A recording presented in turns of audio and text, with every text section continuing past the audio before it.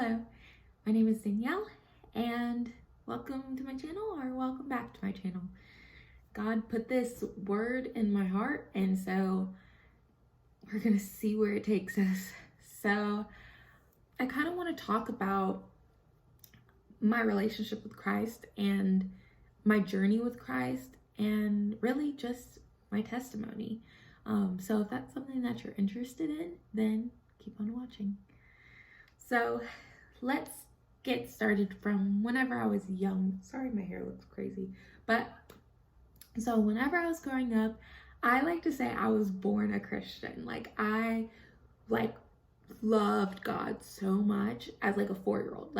I would go up to strangers and be like, "Can I pray for you?" And all sorts of things. I thought that I could I was not afraid to share the gospel at all. I loved sharing the gospel. I loved praying for people, and I felt like me and God were homies. We were best friends. And I had this light about me as a child. But something else that I had with that light felt like also came a lot of darkness. And so from a really young age, I started having depression and anxiety. And looking back now, having been diagnosed with that depression and anxiety, it's super easy to see how prevalent it was in my childhood. I thought that everybody felt like this and it was normal, but it wasn't. I was just very, very anxious or very, very depressed.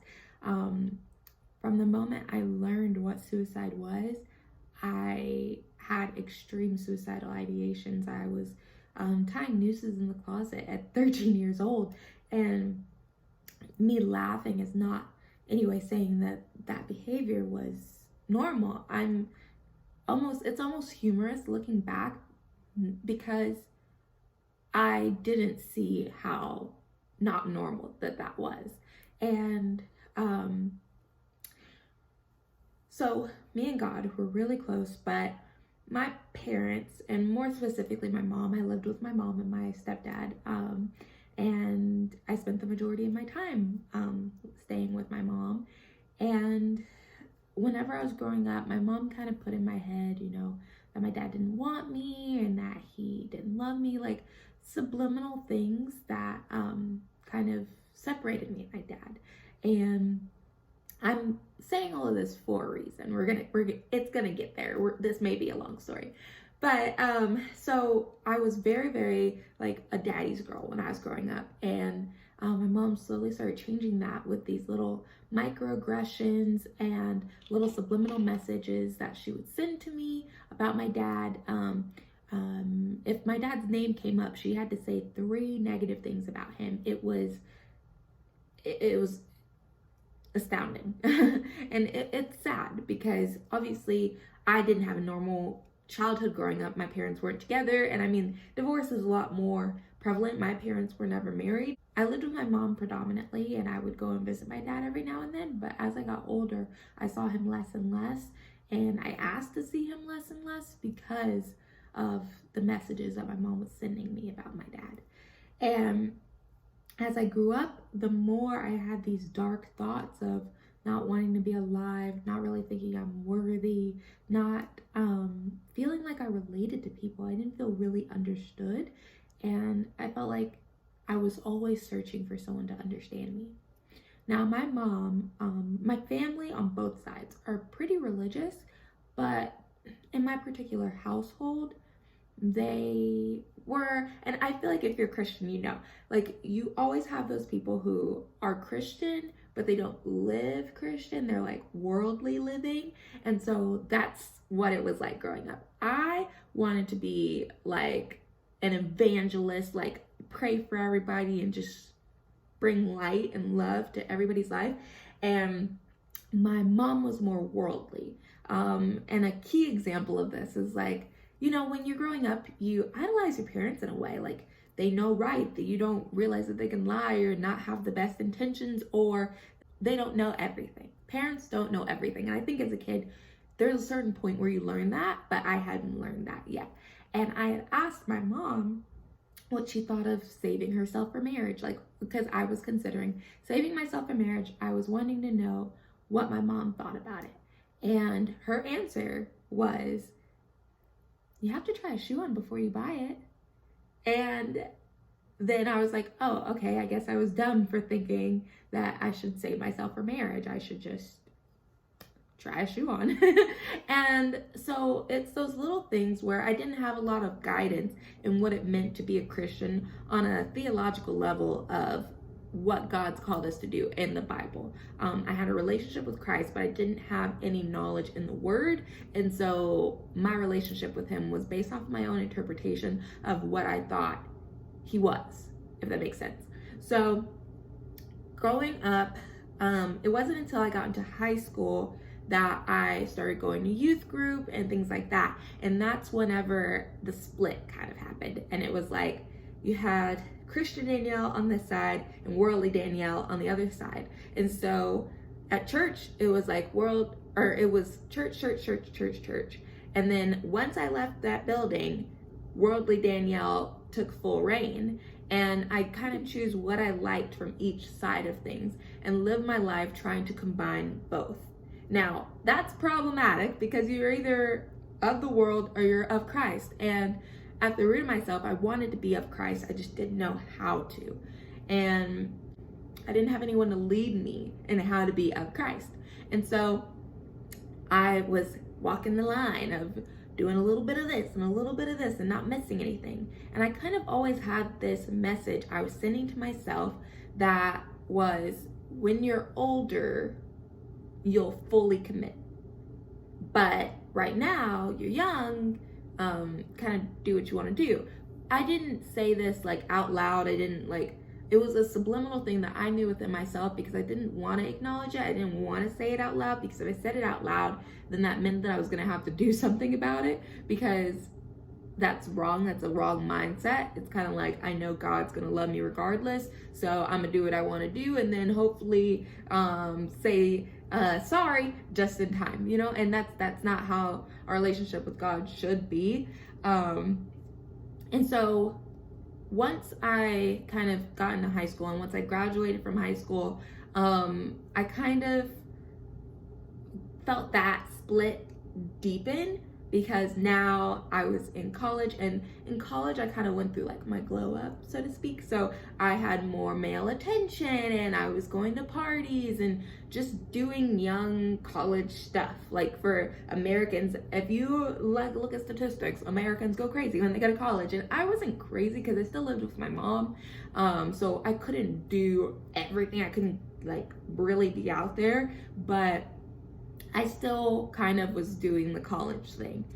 And college life is amazing and college is important. I recommend everybody go to college, but it definitely, I was more worldly going into college than I was in high school, if that makes sense.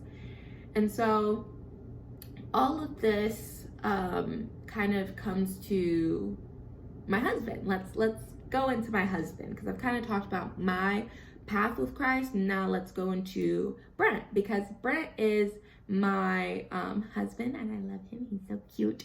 But we met whenever I was 15 turning 16 and he was like 17. And I had a crush on him far longer than way before we ever like dated or talked or anything like that. Obviously, I had a crush on him before we dated. I'm stupid. Anyway.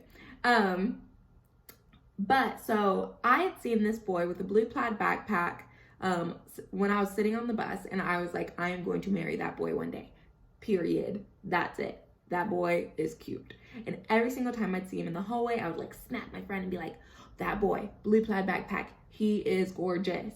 And I was so shy in high school. I had a lot of anxiety and I could not talk to boys. I was not confident. It took me a long time to get confident in who I was and my skin and all of that. I could not approach boys at all. So the first game of my junior year of high school, me and Brent met, and I'll probably do a whole video about our relationship. Just to kind of preface, we met in high school. I was instant googly eyes for him. And we had this really intense bond, And I would always pray about him. I would just be like, God, if this is the person for me, help me, like, give me a sign. And he would always give me a sign, but we'll get into that when I make that video. But we didn't officially start dating until his 21st birthday, whenever I was 19 and he was 21. So once we started dating, Brent was an atheist when we were dating, and that's a whole taboo subject of being unequally yoked in a relationship. And we have a beautiful journey and a beautiful story that I'd love to tell, so that'll be in me and Brent's video.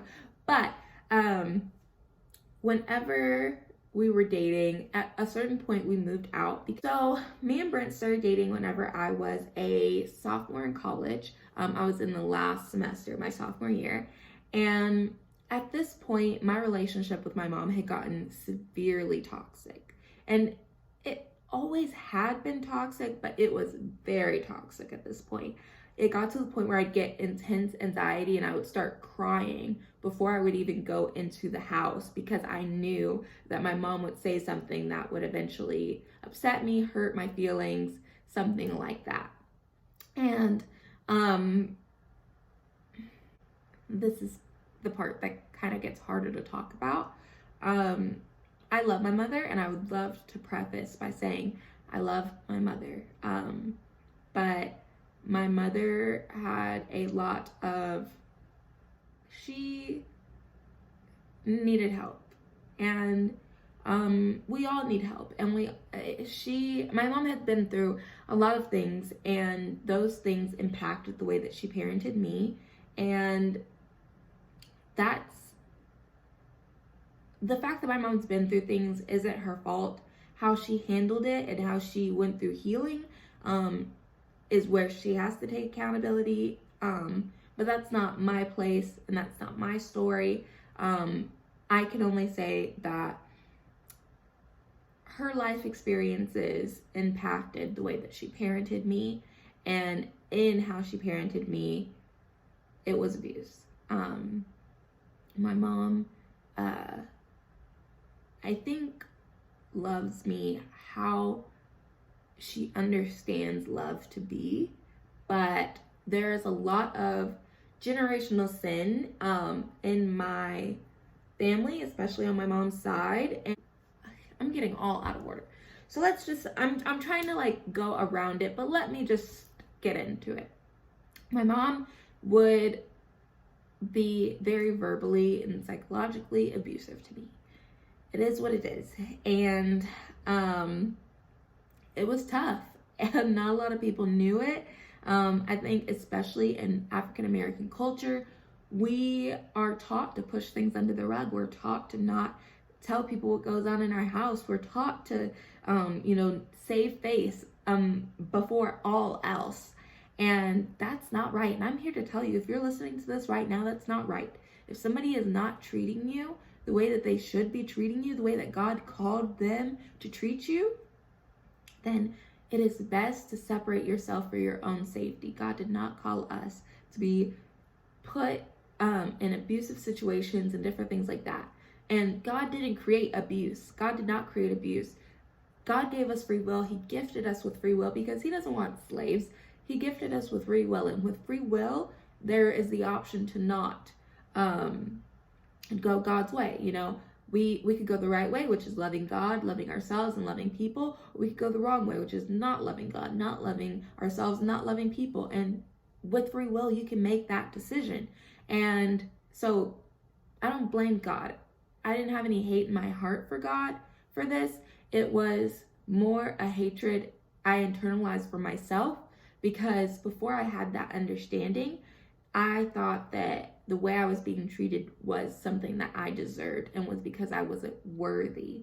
And it made me feel like I wasn't worthy of God's love. I wasn't worthy of anybody's love. And it let me deal with a lot of abusive friendships, and let me deal with a lot of abusive relationships and abusive or toxic friendships, because I felt like I deserved that. I felt like love was supposed to hurt emotionally. Now, physically, that's a whole other thing, and I'm not gonna get into that.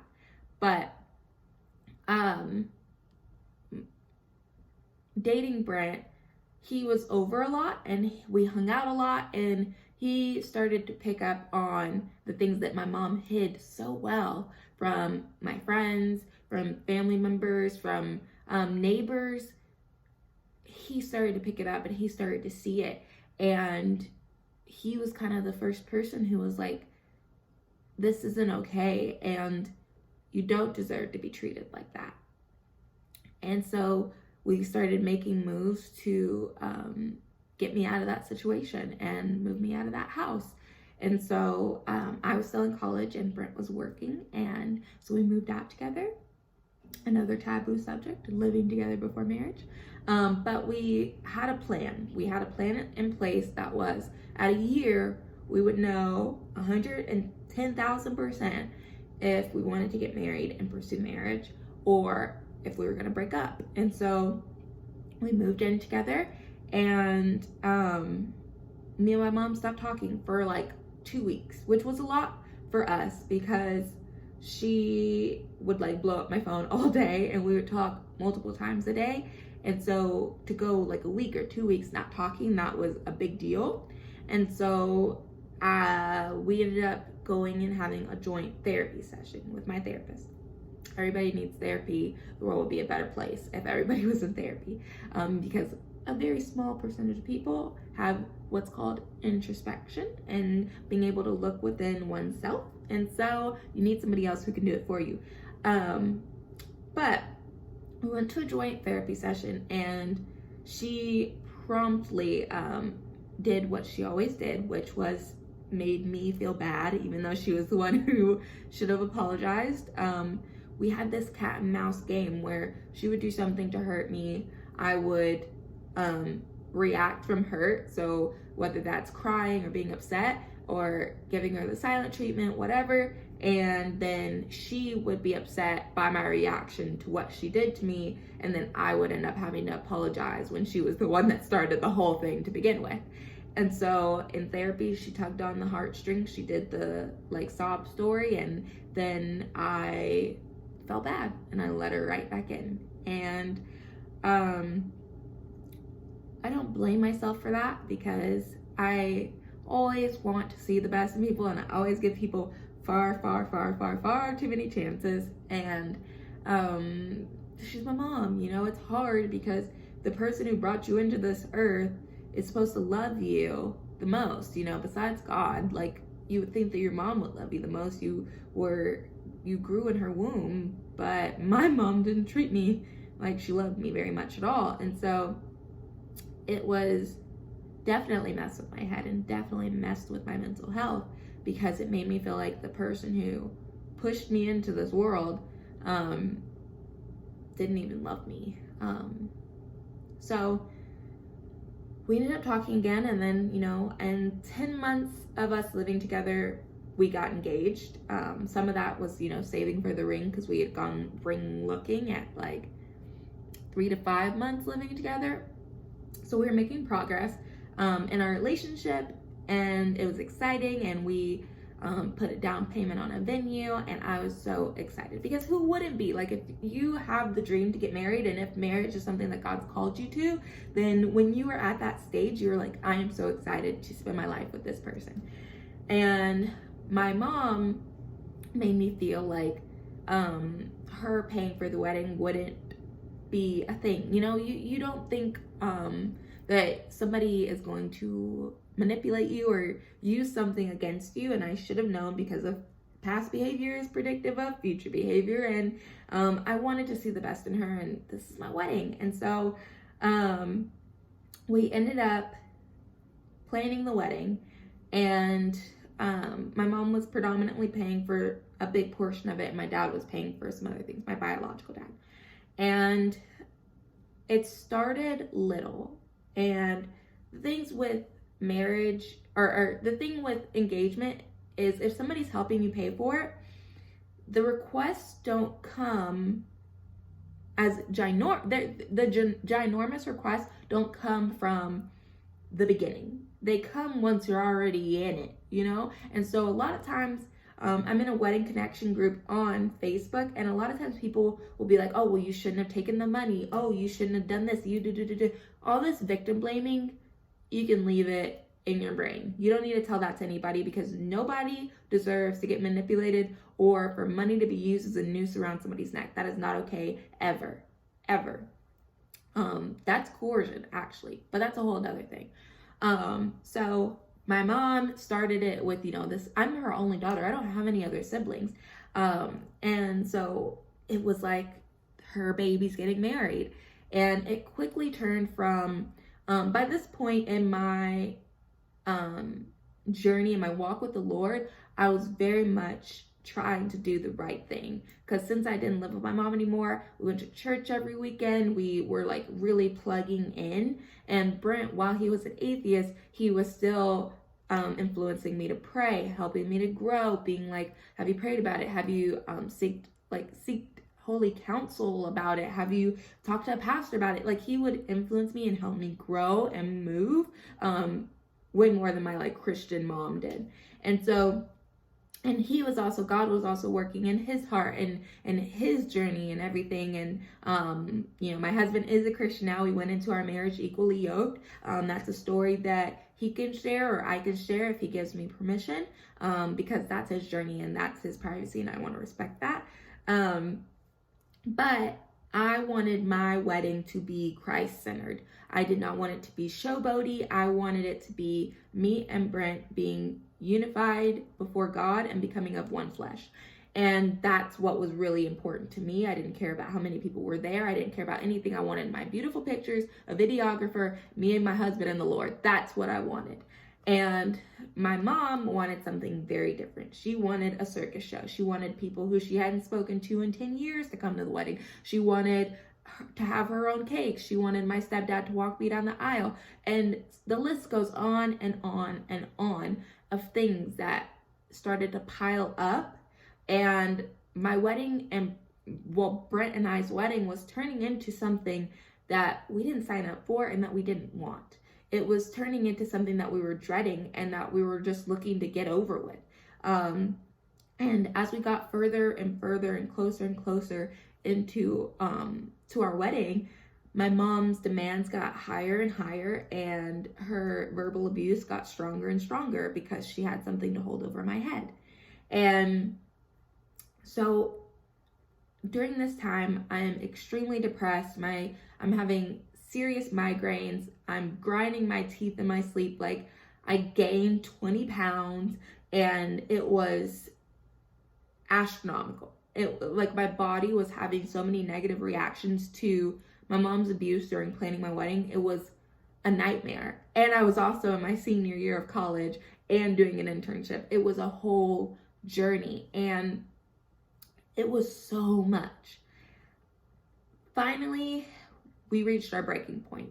Like a month before the wedding, mind you, 3 months before the wedding, me and Brent decided to be celibate again, because I was not celibate. As you heard earlier in the video, whenever I talked about asking my mom about saving myself for marriage and everything, I did not, but I was born again, and we did our celibacy. And so we were celibate, living together and engaged before we were married. So,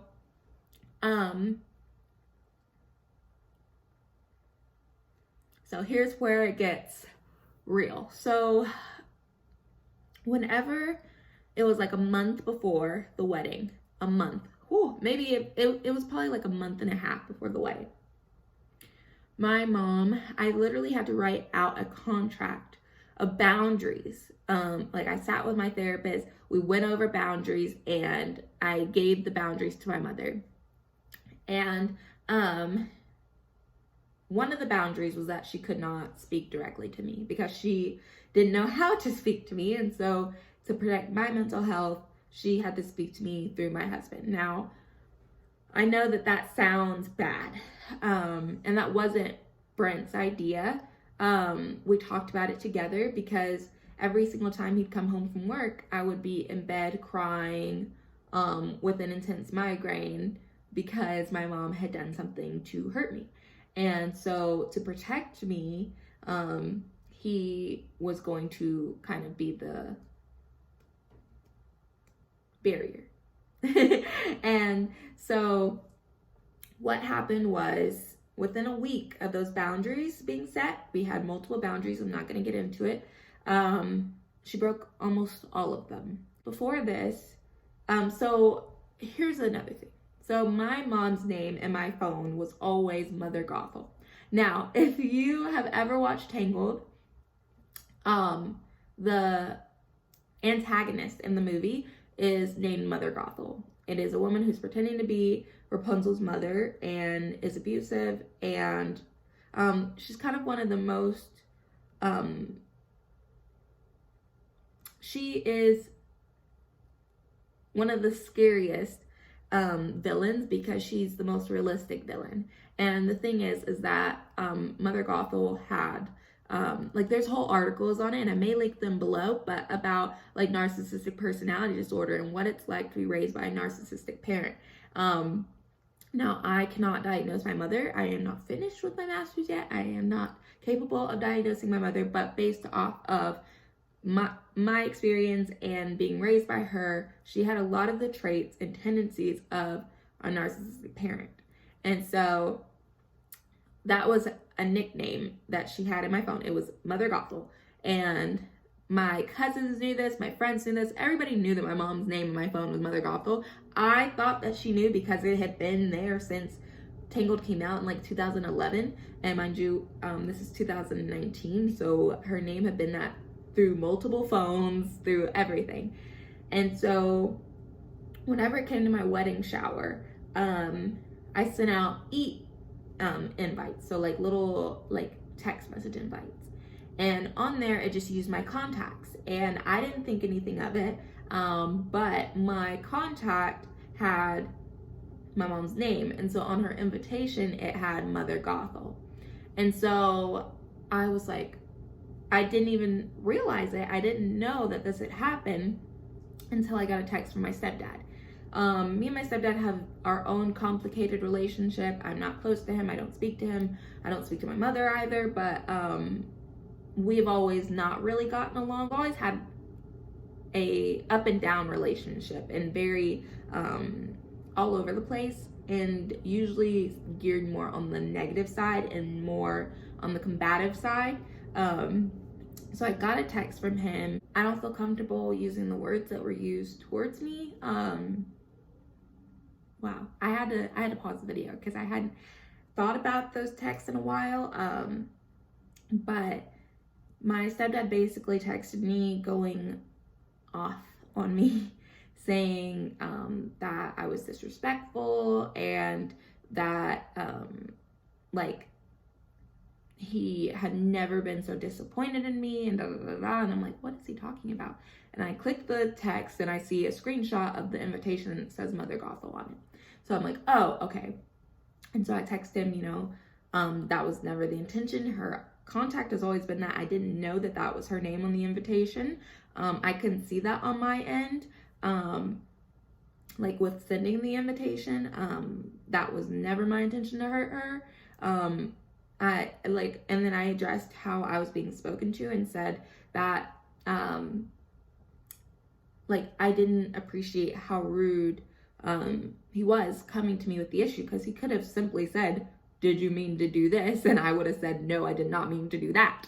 And so then he sent me some really nasty texts back, and I just didn't respond, because at that point it was completely irrelevant.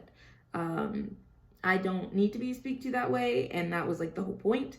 I also got texts from my uncle saying that I wasn't allowed to come to the house, which my mother, I don't blame these people for texting me, because I know my mom and I know how she does her sob stories, because she would do the same thing with me. I've gone off on people for her before whenever I was younger and more naive. And so the thing is that she will play the victim and be very like, oh my God, I can't believe she did X, Y, and Z to me, and would present this to people so that they will text me going off on me the she doesn't have to look like the bad guy. But the the thing is that I was not speaking to my mother. I was not going over to her house or anything like that, but she still had my passport. She was holding my passport hostage because I could not go on my honeymoon without my passport. I don't know if those honeymoon vlogs are up yet. It was a beautiful trip. I ended up going, but we were very worried that I was not going to get my passport back because she was holding it hostage. And she at first acted like she didn't know where it was. And I found out that that was a lie. And then she did know where it was. But then she was having my stepdad and my uncle text me that I wasn't allowed to come to my house to get it. And me and Brent had to get new phones so that I could change my number because she was reading text messages. It was a whole thing. It was a whole thing. And she texted his old number knowing that he had a new number to make it seem like she had texted him that I could come get my passport. It was a whole thing. But I ended up getting my passport, and I told her, or once all the boundaries were broken, we came to the conclusion, and I had called my dad, and I had so many people at church praying for us. I had my spiritual advisor praying for us. He was our preacher. He ordained our wedding. We had so many people praying for us. And during this time is when Brent became a Christian, and we just had such a beautiful time internally while the world was chaos outside, trying to figure out how we were going to get married. We were going to get married regardless because we had a flight to catch the next day, but we just didn't know how or when or anything like that. So finally, when the last boundary was broken, so I had called my dad, and I told my dad everything that was going on, and he believed me right away. He had been waiting for the moment where I fully understood who my mom was and would separate myself from her. He never spoke badly about my mom. My mom always spoke badly about him, but it was never the other way around. He kind of just supported me and loved me from afar because that's all that my mom would really allow him to do. And so once I was like, my mom is doing this to me, it was, I see you, I believe you, now let's make a plan going forward. And I cannot thank my dad enough for that. He is the most amazing man, and he's so patient, and I am truly grateful for that. And so we went into problem solving mode. We had to find a new venue. We had to do so many things. And we had the conversation with my mom and my stepdad. Brent had this conversation with them. I did not partake in the conversation, but it was on speaker, so I heard everything. Basically saying, we had boundaries, you broke the boundaries, and the wedding is canceled. Now, we told them that the wedding was canceled. We were obviously still going to get married. They just were no longer invited. And that was a really tough decision for me to make. I had a lot of prayer about it, and I spent a lot of time in prayer about it. And the deciding factor for me was when I went to my hair appointment. I went to my hair appointment, and the beautician had all these like Christian quotes in her house, and we started talking about the Lord and our relationship with the Lord. And she told me about her relationship with her mother, and it was so similar to mine. And she looked me in my eyes, and I had been praying all the way there, like, God, give me clarity, give me guidance, help me to make this decision, to make the right decision that would glorify you. And she looked me in my eyes, and she said, I'm not gonna cry. She said, baby girl, God did not put you on this earth for you to be abused. If your mama cannot be who you need her to be on your wedding day, then it's best to not have her there. Because reconciliation and forgiveness happens between you and God. You can forgive your mama, and you can reconcile with what she did to you, and she not be in your life. And I felt this weight lifted off of me because I was trying so desperately to keep my mom in my life and keep my mental health okay and protect myself while having a relationship with her. And she prayed, and she was able to speak to me that God didn't tell me that I have to be abused by her and just take it. I can love her, I can honor her from afar. That does not mean that I have to have her in my life. That's never in there. That's never in the Bible. And so that's when I really made the decision, like, okay, this is what it is. It is what it is. She's not coming. And so we got to scrambling. We found a new venue, and the venue, when we walked in and we saw it, Brent's grandma like found it for us. And when we went into the office, it had the lady had a Bible verse on her hat. And I looked at Brent and I was like, look at her hat. And so many things that we were saying, God was just showing up for us. He was showing up for us. And this was making us run to him even more. We were laying it all out there. God, my mom is crazy. My mom is abusing me. She is spreading lies about me. She is slandering me. She is doing everything she can to destroy me, to destroy this marriage, to make sure that this thing doesn't happen. And if it does, that I'm miserable while it does. And I need you to speak into my life, to pour into the people around me, and to like give me guidance on how to get past this, like a lot of times people don't talk about spiritual warfare, but the enemy hates marriage, and I firmly believe that this was spiritual warfare that was trying to dissuade me and Brent from getting married and just being like, you know what, let's not do this and continue to live in sin and continue to go about our merry way. And the thing is that no, we were in it. We were like, no, we are running to God. We are having people pray for us. We are doing everything thinking about how God would want us to do it and doing it. And so we found the venue. We told my mom she wasn't invited. We sent out evites to the new venue place. It was a whole thing. And fast forward to the night before the wedding. So the night before the wedding, or actually let's fast forward to the day before the wedding. So the day before the wedding, we are at the venue and it is hot. Like, I don't know if y'all are from Texas. If you're from Texas, you know it gets hot as Satan's armpit in Texas in the summer. And so we were outside sweating, and my grandparents are very old, and not very old, y'all are still young and thriving, but they don't need to be in the heat like that. And so I was very worried and concerned that we were gonna have to move it in just based off of the heat. And so whenever we were there, we're like, well, we're hoping that it's still sunny, because it was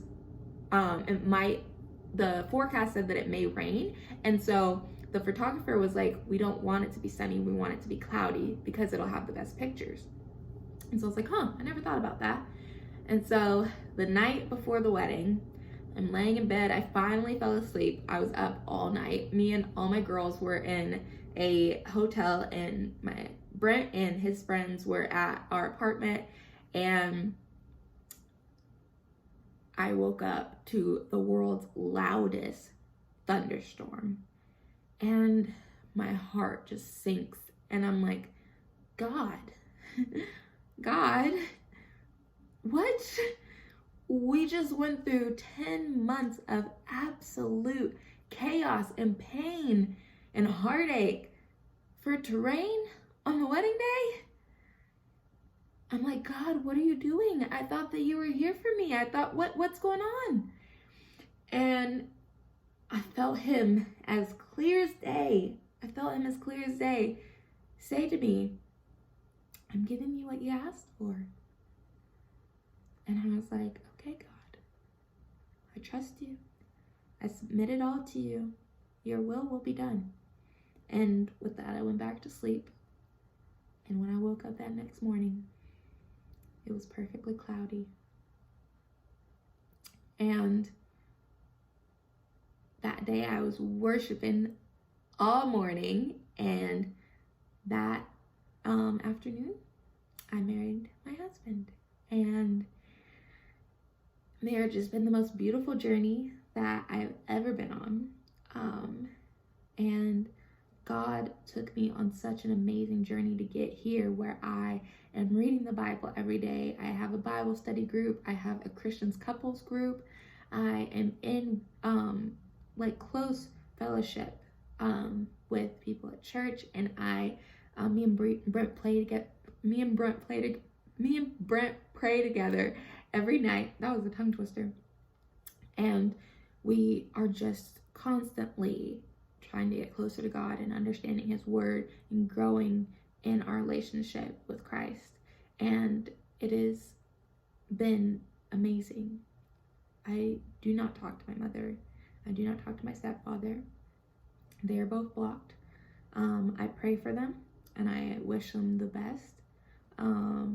But for my safety and my mental health, I do not speak to them. But I have a wonderful relationship with my dad and my dad's side of the family, and I still talk to some people on my mom's side of the family.